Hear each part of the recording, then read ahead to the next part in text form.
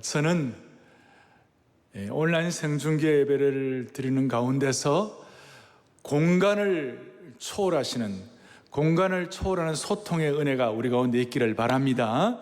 그리고 제 마음속의 소원은 하나님 아버지, 오늘 이 예배에 실패자가 한 명도 없게 하여 주옵소서. 모든 성도들이 예배의 참 성공자가 되어서 영적으로 성공할 수 있도록 도와주시기를 원합니다. 가는 간절함이 제게 있고요. 그 다음에 이 온라인 생중계 예배를 드린 예배 가이드라인을 제가 하나 제시한다면, 여러분, 다니엘이 그가 그 하루에 3번씩 기도할 때마다 예루살렘을 향하여 창문을 열고, 그러니까 여러분 정말 마음을 같이하여 교회를 향하여 우리가 마음을 여는 그런 자세를 가지고 우리가 딱 집중해서 그렇게 다니엘처럼 마음을 모으면 하나님이 이 예배를 기쁘게 받으시고 참 예배자의 영적 성공을 주시리라고 확신합니다. 자, 그런 마음으로 오늘은 한결같은 순금등대파라는 제목으로 말씀을 전하겠습니다. 제가 이 말씀을 준비하면서 제 마음에 참 깜짝 놀란 것은 뭐냐면, 그때 스가랴가 당한 그 시대의 상황과 오늘의 이 우리의 상황이 너무 이렇게 서로 이렇게 비슷하다는 거예요. 마치 데자뷰 같고 기시감 같은 것이 느껴졌어요. 그래서 하나님께서 스가랴에게 환상을 주셔서 당시에 이스라엘 백성들의 그 어려운 장애물들을 돌파하게 하셨듯이 오늘 우리에게도 이 말씀 가지시고 우리 앞에 있는 시대적 장애물을 극복할 수 있도록 은혜 주시기를 바랍니다. 코로나의 홍해도 건널 수 있도록 불쌍히 여겨 주시기를 바라는 것입니다. 오늘 이 말씀의 환상의 배경은 이스라엘 백성들이 반세기가 넘도록 바벨론에서 포로 생활을 하고 있었습니다. 가난하고도 불쌍한 상황이었습니다. 그리고 돌아와서 제일 먼저 했던 그 일들이 하나님의 전을 다시 재건하는 것이었습니다. 그런데 재건하는 가운데 그냥 되는 것이 아니었고 얼마나 힘이 들었는지, 사마리아 사람들의 악의에 찬 방해 공작이 있었고 주위에 복잡하고도 어려운 환경 가운데 애초에 꿈과 열심이 다 식어져 버리고 마치 싹이 돋자마자 짓밟혀 버리듯이 좌절감이 있고 정신적 상처가 말로 다 할 수가 없었어요. 그리고 내부적으로도 패배주의가 득세하기 시작했고, 또 이 스가랴나 그리고 오늘 스룹바벨이나 또 대제사장 여호수아 이런 리더들에 대한 리더십에 대한 어떤 공격도 많이 있었어요. 한마디로 말해서 잔인한 상황이었어요. 무슨 상황이었다고요? 잔인한 상황이었어요. 그 결과 사람들의 마음속에 회의감이 들었어요. 하나님, 주님의 일을 한번 제대로 해보려고 하는데 왜 이런 어려움이 우리에게 있습니까? 왜 이런 어려운 상황으로 우리를 몰아넣으십니까? 그래서 오죽하면 7절에 큰 산아 너가 무엇이냐, 큰 산아 내가 무엇이냐, 큰 산 같은 것들이 앞에 놓여 있었다는 것입니다. 큰 산은 모든 난제, 어떻게 보면 역경의 종합 선물 세트와 같다고 말할 수 있습니다. 다른 말로 하면 하나님의 뜻이 이루어지지 못하도록 하는 모든 적대 세력을 총칭한다. 모든 적대 세력의 종합 선물 세트. 이런 상황에서 제가 이제 질문을 좀 스스로 해보았어요. 이런 상황에서 누가 주저앉아버린 사람들의 사기를 진작시킬 것인가? 누가 꿈을 상실한 사람들에게 다시 한번 소명의 비전을 심어줄 것인가? 누가 하나님 앞에서 누가 현실에 대해서 냉소적인 사람들, 그 사람들의 무관심의 벽을 헐어버리고 다시 회복시켜 주실 것인가? 누가 이제는 아무리 노력해도 소용이 없다고 자포자기한 사람들을 다시 일으켜 세워줄 것인가? 회사에서 신앙생활을 잘한다고 그러면 어떤 사람들은 따가운 시선을 받습니다. 이런 상황 가운데 누가 이렇게 세워줄 것인가? 오늘 이런 난관을 살아계신 하나님의 말씀으로 극복할 수 있도록 해주시기를 바랍니다. 이 난관을 그래서 오늘은 특별히 우리가 이 줌으로 영상으로 동시에 많은 분들이 들어오고 계시는데요, 제가 은혜를 주시기를 바랍니다. 그러면 할렐루야 두 손을 바짝 들어보겠습니다. 오늘 누가 이 상황을 극복시킬 것인가? 오늘 말씀을 통해 이 난관을 극복시켜 주실 줄로 믿습니다. 할렐루야, 할렐루야, 할렐루야, 예. 할렐루야. 그래서 오늘 영상을 관통하는 하나님의 말씀을 통한 말씀의 기름 부으심과 소통의 능력을 여러분들에게 주시기를 바랍니다. 본문을 조금 더 보도록 하겠습니다. 본문을 보면 적대적인 환경 가운데서 초락하고 미약하고 포로에서 귀환한 연약한 공동체가 어떻게 살아남을 수 있겠는가? 그래서 큰 산한 내가 무엇이냐 이런 상황에서 답이 뭡니까? 힘으로도 되지 아니하고 능으로도 되지 아니하고 오직 나의 신으로 되느니라, 나의 영으로 되느니라. 할렐루야. 자, 우리 영상으로 힘으로도 되지 아니하고 능으로도 되지 아니하고 오직 나의 영으로 되느니라. 할렐루야. 오히려 여러분들 이 예배당에 다 참석해가지고 우리가 정말 수천 수만 명의 성도들이 모여가지고 마음을 같이 할렐루야 하는 그보다도 더 큰 집중력을 주셔서 하나님 앞에서 그렇습니다 하고 은혜 받기를 바랍니다. 자, 다시 한번 그렇습니다, 그렇습니다, 그렇습니다, 그렇습니다. 제가 어릴 때 대학부 시절에 가만히 생각해 보면 그때부터 지금까지 많은 난관들이 많았어요.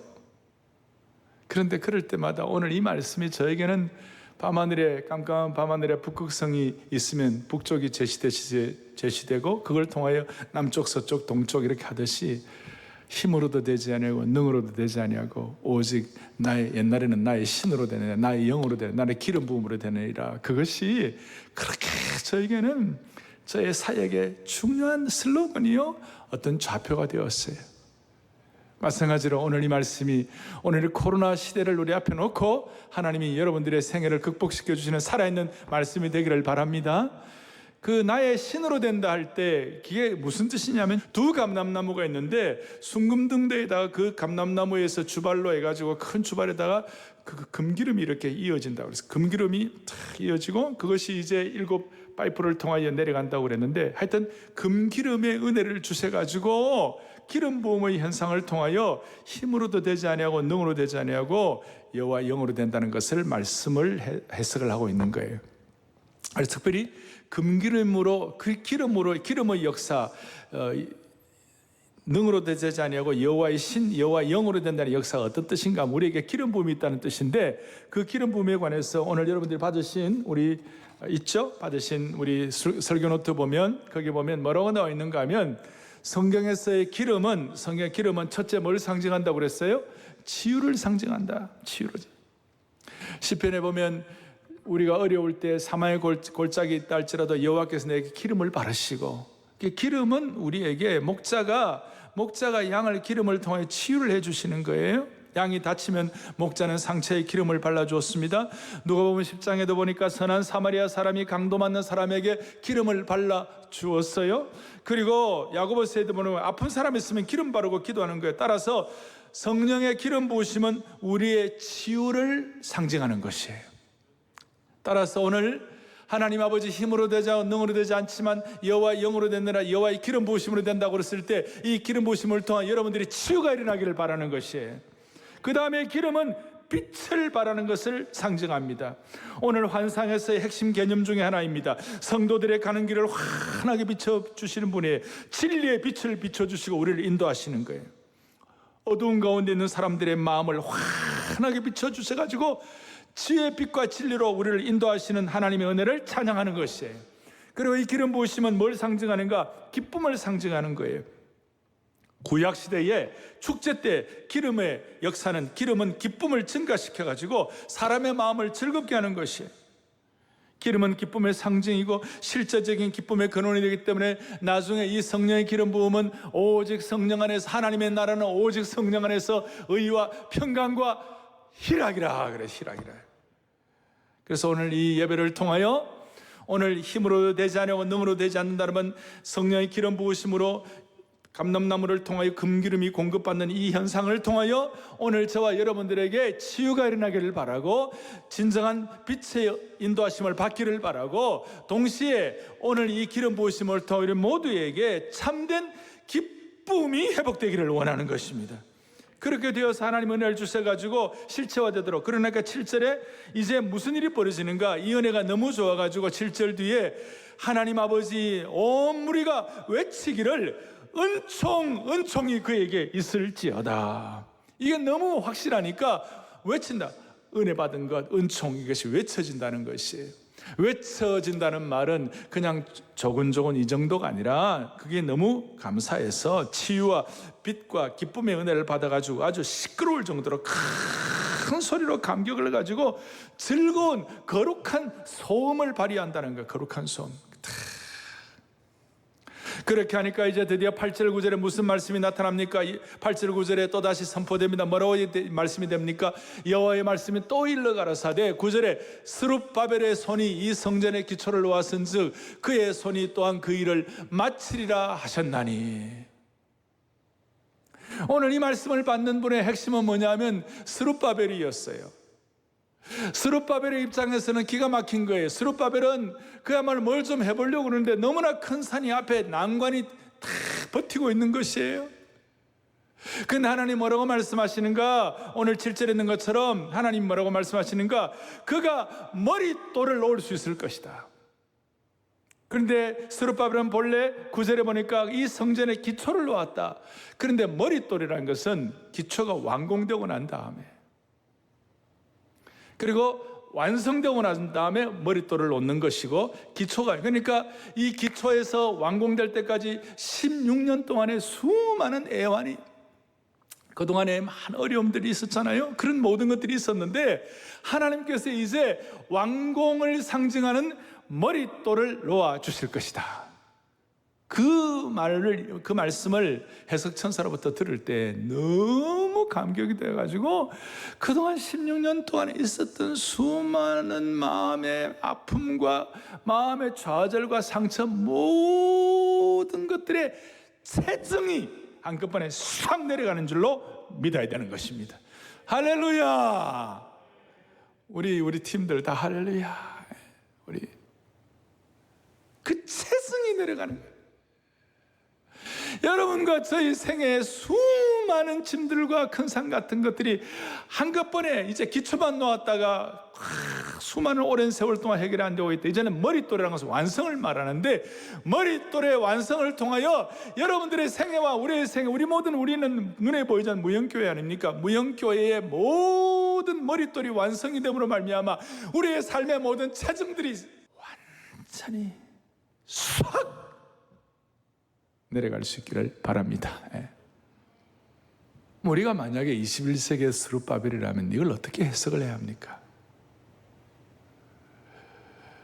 사람이 큰 산을 만나면, 부딪히면 거기에 큰 산 앞에서 부서지고 깨어지고 상처받고, 작은 산 만나면 또 작은 상처가 있고 깨어지고 인생이 조각조각되고. 그러면서 제 마음에 이런 묵상이 들었어요.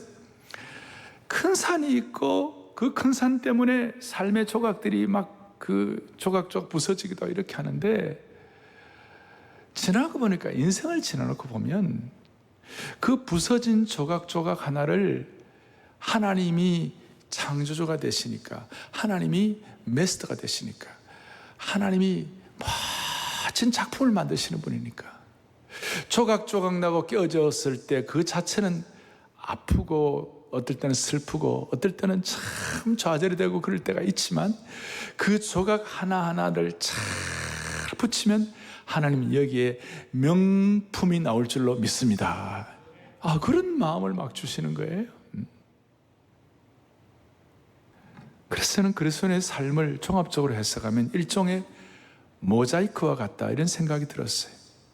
모자이크는 여러 색깔의 돌들이나 유리나 금속이나 심지어 조개 껍질 등의 다양한 재료를 가지고 조각조각 붙여가지고 그림이나 작품을 만드는 예술 기법이죠. 우리가 인생 순례길을 살다 보면 큰 산 만나가지고 수도 없이 부서진 돌이 됩니다. 깨어진 유리를 만납니다. 날카로운 금속, 버려진 조개 껍질 같은 상황들을 만납니다. 조각난 일들이 많아요. 사실 나이가 50이 되고 60이 넘은 분들 가운데서 인생의 벼랑 끝, 삶의 절벽에 서보지 않는 사람이 얼마나 있겠어요? 우리 모두가 다 그 인생의 벼랑 끝 한 번씩 다 경험하는 것이에요. 큰 산을 만나서 조각난 듯한 상황 가운데서 고통의 신음소리를 내보지 않는 사람이 어디 있겠어요? 다 한 번씩 경험하는 것이에요. 이 세상 사람들은 이런 큰 산을 만나 조각난 것에 대해서 그것을 불행이라는 딱지를 붙이고 고개를 흔들면서 자신의 인생에 대해서 탄식하고 한탄하고 심지어 자기 목숨에 대해서 극단적인 선택을 하는 사람들조차 있는 거예요.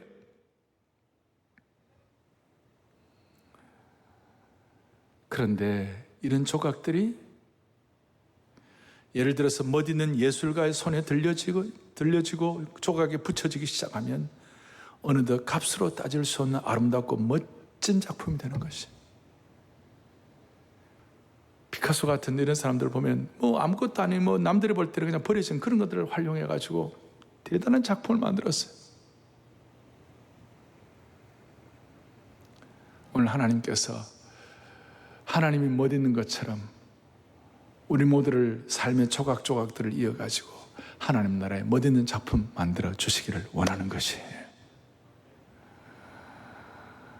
다시 한번 우리 앞에 있는 큰 산 때문에 크게 조각난 우리 인생들을, 작은 산 때문에 작은 조각난 우리 인생들을 삶의 모든 영역의 주권자이신 창조주 하나님이 우리의 조각을 붙여주셔가지고 우리의 인생의 눈으로는 상상도 하지 못할 아름답고 멋진 모자이크 작품을 만들어 주시기를 원하는 겁니다.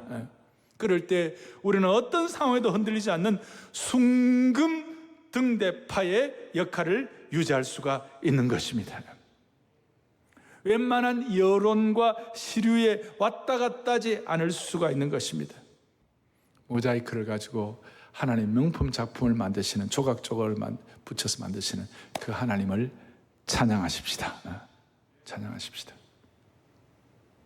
그래서 제가 오늘 여러 조각들 가운데 큰 세 조각의 부분을 말씀할 거예요. 이 세 조각의 부분을 잘 우리가 조각하고 이어붙이면 무슨 일이 벌어지는가?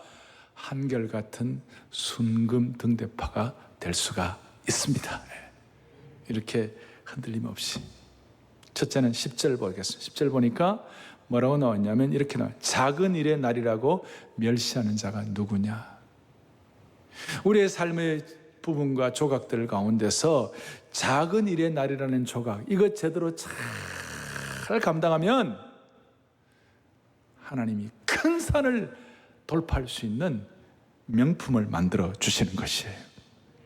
여기 작다는 말이 히브리어로 카타네라는 단어인데 이 단어가 쓰인 곳은 가장 작은 지파 베냐민, 그랬을 때 작다.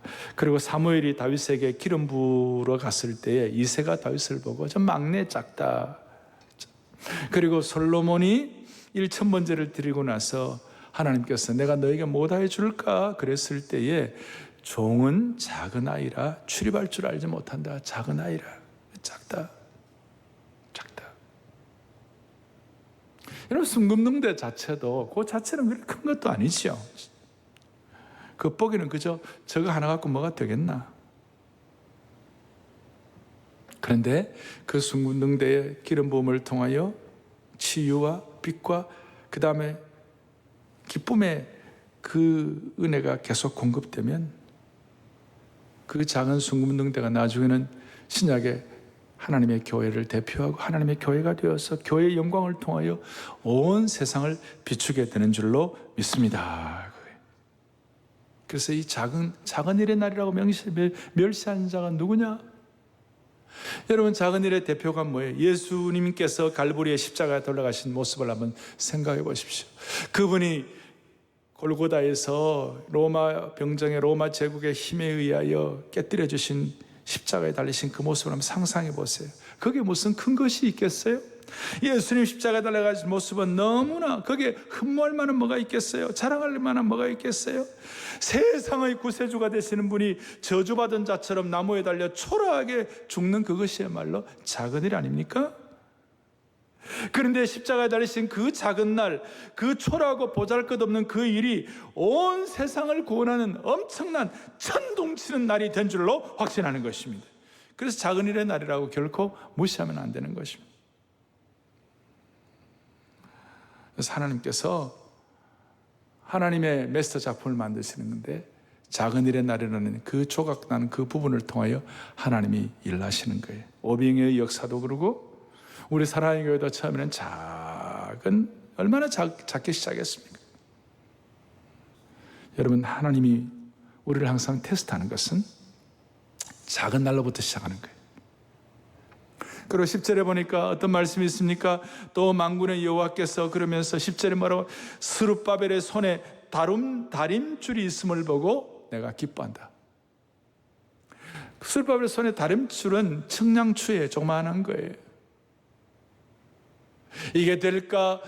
성전이 이루어질까? 하는 그런 의심이 있을 수 있는 상황 가운데서도 손에 다림줄, 청량줄을 잡고 하나님께서 이제 기초돌을 놓게 하시면 하나님께서 머릿돌, 완성도를 놓게 하실 줄로 믿습니다는 그 마음으로 청량추 적은 것이지만 그거 붙잡고 인내하고 견디는 것이에요. 오늘 우리는 이 예배를 드리면서, 그리고 오늘 저와 여러분들은 하나님 말씀 붙잡으면서 정오에 혹은 예배 조그마한 부분 하나하나, 그리고 하나님 주신 말씀 하나 붙잡고 이걸 가지고 오늘 이 시대의 청량추로 여러분들이 잘 간직하고 있다가 끝까지 하나님이 여러분의 인생의 머릿돌로 여러분들의 생애의 집을 완성하는 그날을 여러분들 보시기를 바라는 것이에요. 그날을 말씀의 다림줄, 청량추를 가지고 한결같은 순금 등대파가 되기를 간절히 바랍니다. 할렐루야. 우리 영성들, 자, 여러분들의 손에 청량추 적은 거래 같지만 그거 붙잡고 모두가 다 한결같은 순금 등대가 되기를 소망합니다. 소망합니다. 작은 일의 날이라고 무시하지 않는 우리의 그 부분을 잘 모을 때 작품이 되는 것입니다.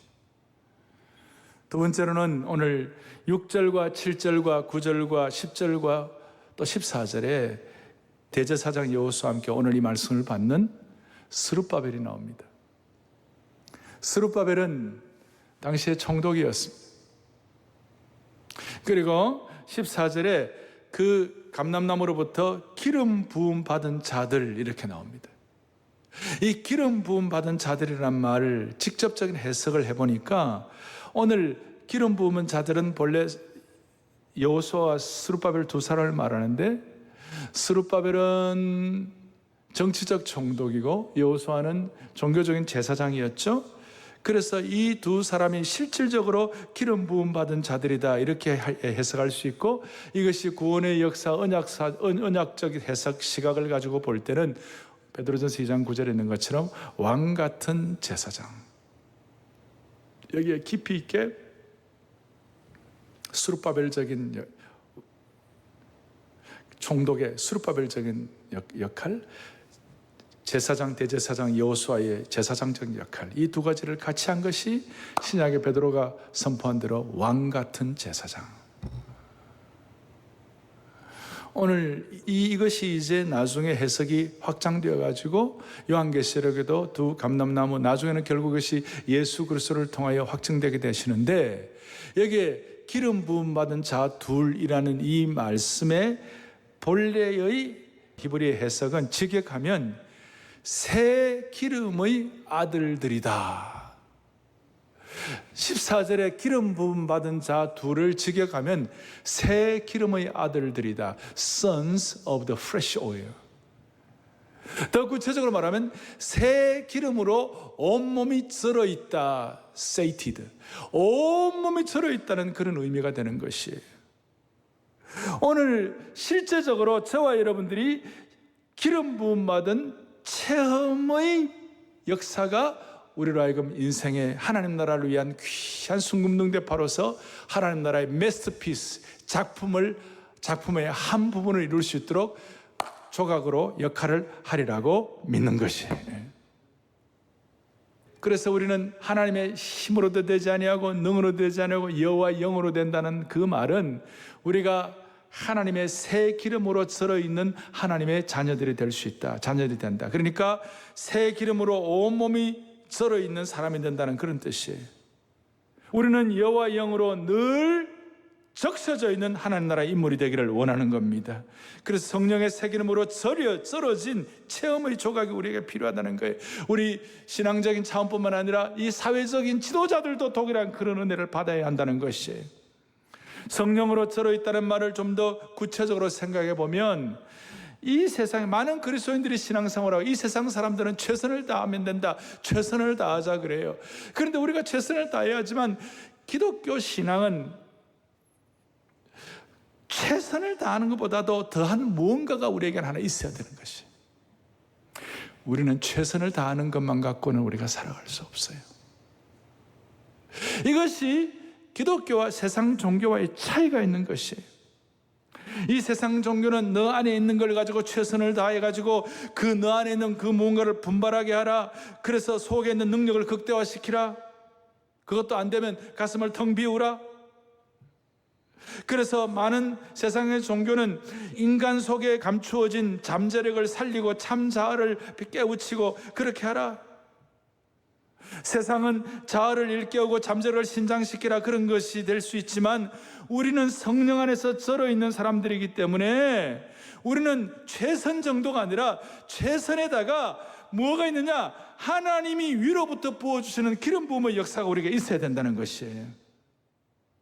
그래서 이것 때문에 우리는 참된 신앙인은 최선을 다하는 삶으로 충분한 것이 아니고 성령으로 썰어 있어야 되는 것이에요. 성령으로 썰어 있어요. Pray, 기도를 통하여 썰어 있는 거예요.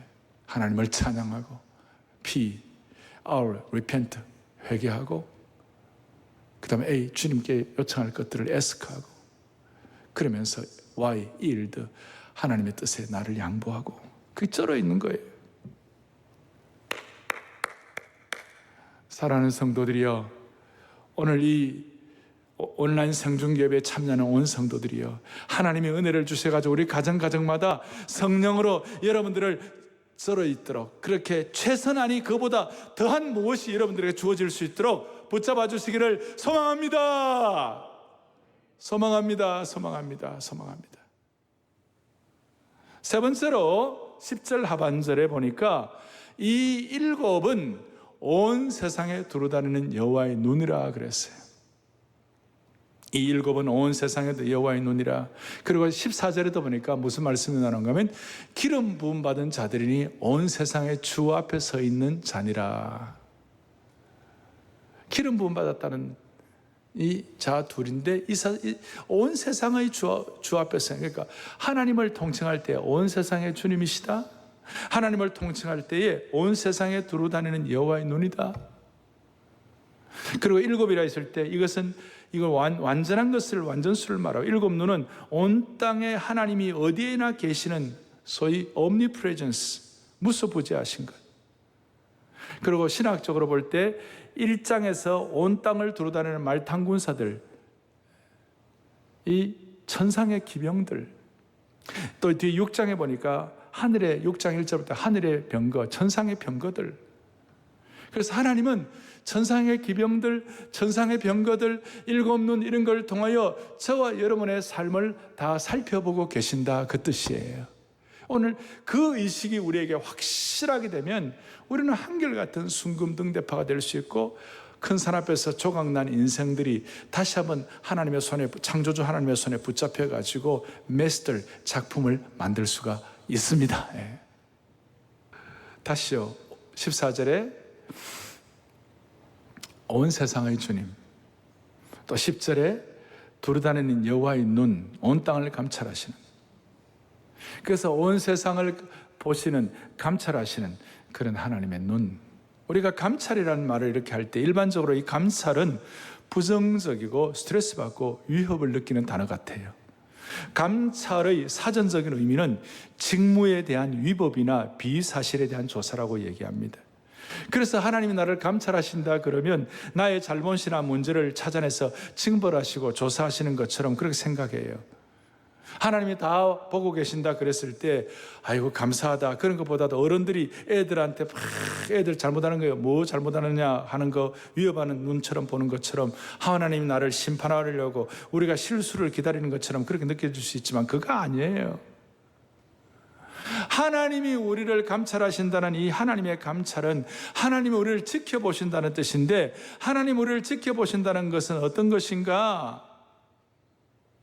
오히려 하나님 우리를 감찰하시고 지켜보신다는 건 어떤 뜻인가? 여호와의 눈은 온 땅을 두루 감찰해가지고 우리의 잘못과 문제를 지적하는 것, 우리의 죄악을 감찰하는 것뿐만 아니라 그거는 이제 시작이고 더 중요한 목표는 여호와의 눈은 우리를 감찰하사 온 땅을 두루 감찰하사 자기를 향하여 전심을 향하는 자에게 능력을 베풀어 주시는 하나님인 줄로 믿습니다. 이거예요. 이 감찰은 우리를 디스커리지하고 우리를 좌절시키는 것이 아니고 이 감찰을 통하여 하나님이 우리를 향한 안타까운 목자의 심정을 가지고 마치 어머니가 자식을 보면서 자식이 잘못하면 어머니가 자식을 때리려고 하는 것이 아니라 잘못하면 그걸 빨리 회복시켜 가지고 바로 잡아주기를 원하는 그 어머니의 심정이 여기에 담겨 있는 것이에요. 얼마나 중요한지. 그래서 하나님의 감찰에 대해서 제가 해놨죠. 하나님 우리를 감찰하신다는 말은 어떻게 보면 우리를 위협하는 말이 아니라 가장 우리를 향한 따뜻한 언어, 따뜻한 위로가 되는 말씀이에요. 하나님의 감찰은 우리를 위로하는 친근하고도 따뜻한 언어가 될 수가 있는 것이에요. 그런 차원에서 여러분들이 받으신 우리 설교 노트, 하나님의 눈으로 우리의 무엇을 감찰하시는가? 첫째는 우리의 뭘 감찰하신다고요? 죄악을 감찰하신다. 죄를 감찰하셔가지고 우리에게 우리를 파괴시키는 것이 아니라 우리 다시 회복하고 돌아올 수 있도록 하시고, 그 다음부터 이제 뭘 감찰하셨죠? 뭘 감찰하신다고요? 고난을 감찰하신다. 그 다음 뭘 감찰하세요? 수고를. 너희들 얼마나 수고하냐? 얼마나 수고하냐? 뭘 감찰하세요? 그 다음에는 수고 다음에는 원통함. 시편의 곳곳마다 다윗이 고백한 수많은 원통함, 통절함을 하나님이 감찰해 주시는 줄로 확신합니다. 우리 모두의 모든 인생의 원통함을 감찰하시는 주님을 찬양합니다. 찬양한다. 우리의 환난을 감찰하시고 우리의 억울함을 감찰하시고 그 다음에 우리의 모든 마음을 감찰하시고 심지어 우리의 모든 걸음걸음을 감찰하시고 우리의 인생을 감찰하시고 이 땅을 감찰하시고, 따라서 다시요, 감찰은 위협의 언어가 아니라 우리를 위로하고 친근하고 우리를 격려하는 따뜻한 언어가 되는 줄로 믿습니다. 이런 은혜를 받으니까 율법이라는 말 자체도 율법을 지키지 못해가지고 하나님과의 관계가 어그러지는 것이 아니라 율법을 지키지 못해서 힘들어하는 사람들 하나님은 감찰하시고 제사법 주시고 양의 피에 제사법 주셔가지고 다시 회복시켜 주시는 것입니다. 따라서 하나님의 감찰은 징벌이 아니에요. 하나님의 감찰은 우리의 회복을 원하시는 안타까운 어머니의 심정, 아마 안타까운 목자의 심정이 거기에 담겨 있는 줄 믿고, 하나님의 감찰은 우리로 하여금 회복하게 하시는 하나님의 소망 있는 언어인 줄로 확신합니다. 확신합니다. 이것이 오늘 우리 주님의 안타까운 목자의 심정. 오늘 말씀을 통하여 작은 일의 날이라는 부분을 하나님의 명품으로 만드시고 그걸 통하여 우리를 하여금 순간순간 성령에 절어있게 하시고 최선보다 더한 무엇을 갖게 하시고, 하나님의 감찰은 우리를 위협 가운데서 실망하게 하는 것이 아니라 하나님의 감찰은 우리의 수고와 원통함과 우리의 모든 것을 다 보신 하나님. 그래서 스룹바벨의 입장에서는 온 세상을 다스리시는 온 세상의 주님, 일곱 눈을 가지신 그 하나님 여호와께서 자신의 삶과 자신의 사역과 자신의 현안의 모든 것을 감찰하신다는 그 사실이 얼마나 그에게 큰 위로가 되었는지 몰라요. 사역자들도 일반 성도들도 여러분의 삶을 살다 보면 큰 산과 작은 산들이 나타나가지고 수많은 짐들을 질 수가 있지만 그 가운데서 주님이 다 아시지, 주님이 다 감찰하시지. 주님이 내 인생의 사역의 현장, 코로나의 현장, 내 삶의 모든 형편과 처지를 주님이 다 아시지. 그것이 여러분들에게 무엇과도 바꿀 수 없는 따뜻한 언어가 되기를 바랍니다. 따뜻한 메시지가 되기를 바라는 것입니다. 여기에 감찰과 언어에는 또 뭐가 들어있습니까? 하나님의 온 세상의 주가 되시고 일곱 눈을 갖다는 무슨 뜻이 될 수 있습니까? 10절과 14절에 이것은 세상을 다 품어 넣어라. 심지어 큰 산도 다 품어 넣어라. 그래서 우리의 마음을 하나님 나라에 대한 꿈과 소명을 가지고 우리의 영이 밝아져 가지고 제발 간장종지같이 마음 좁게 하지 말고 은혜의 큰 대접이 되라, 은혜의 큰 함지박이 되라, 은혜의 큰 다라이가 되라. 옛날에는 저 사람 때문에 막 가슴 아프고 막 그랬는데 이 시간 다 품어버리라. 말씀을 정리하겠습니다. 여러분 앞에 큰 산이 있습니까? 여러분 회사에 지금 큰 산이 있습니까? 여러분 가정에 큰 산이 있습니까? 여러분의 인생길에 큰 산이 가로막고 있습니까? 여러분의 힘으로 어떻게 할 수 없는 큰 산입니까? 이 시간 오늘 성령이 주시는 음성 가운데 마음을 활짝 여시기를 소망합니다. 소망합니다. 작은 일의 날이 여러분 큰 산을 극복하게 해 주실 것입니다. 그리고 여러분들 마음속에 실제로 성령으로 썰어있는 역사가 일어나도록 도와주실 것입니다. 하나님의 감찰이 하나님의 참 위로와 따뜻한 언어가 될 수 있도록 만들어 주실 것입니다. 살다 보면 시작은 잘하지만 끝이 좋지 않아서 힘들 때가 많이 있습니다. 그런데 성령을 통하여 여러분들이 끝이 아름다운 신앙생활의 주인공들이 될 수 있기를 주님의 이름으로 축복합니다. 다시 한번 축복합니다. 제가 처음 네 가지 질문. 첫 번째, 누가 주저앉아버린 사람들의 사기를 진작시킬 것인가? 그 다음에 누가 꿈을 상실한 사람들의 소망과 비전을 다시 심어줄 것인가? 누가 현실에서 냉소적 비판주의 사람들의 무관심의 벽을 헐어버리고 다시 회복시킬 것인가? 누가 노력해도 소용없다고 자포자기한 사람들을 일으켜 세워줄 것인가? 순금등대 환상을 통하여 한결같은 순금등대파가 되게 하여 주셔서 그 모든 산들을 극복하고 주님이 우리의 산을 옮겨주시는 은혜를 찬양하십시다. 예수 산을 옮기시는 찬양하겠습니다. 예수 큰 산을 옮기신다. 예수 산을 옮기시는 예수 산을 옮기시는 내 주는 능력의 주, 그는 구원의 주, 영원한 구원의 창조자, 사망을 이기시고 예수 승리, 예수 큰 산 옮기시는 예수 큰 산 옮기시는 내 주는 능력의 주, 그는 구원의 주, 영원한 구원의 창조자, 사망을 이기시고 예수 승리했네. 아멘 아멘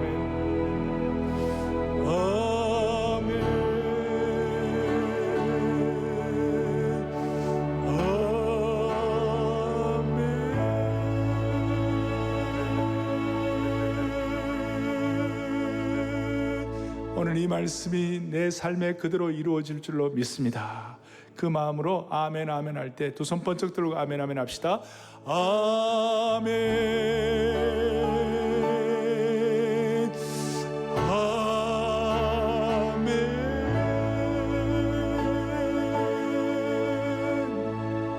아멘. 가슴에 손을 얹겠습니다.